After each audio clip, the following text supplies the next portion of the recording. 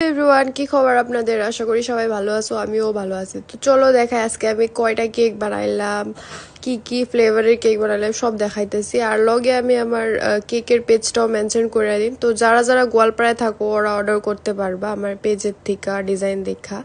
তো আমি মেনশন করে দেবো। তো এটা ছিল একটা 3 কেজির অর্ডার। আর এই কেকটা আমার খুবই বেশি সুন্দর লাগছে, মানে আজ পর্যন্ত যত কয়টা কেক বানাইছি সবচেয়ে বেস্ট লাগছে আমার এই কেকটা। যে কাস্টমারের অর্ডার করছিল ওর লাগছিল অ্যাকচুয়ালি 3 কেজির কেক, কিন্তু এটা হয়ে গেছিল 4 কেজি, কারণ 4 কেজি না হলে ডিজাইনটা মিলে না অ্যাকচুয়ালি। তো ওর লিগে আমি বানাইলাম, যে হিসাবে কাস্টমাইজ করছে ওই হিসাবে বানাই দিছি। এখানে 2টা ফ্লেভার ছিল।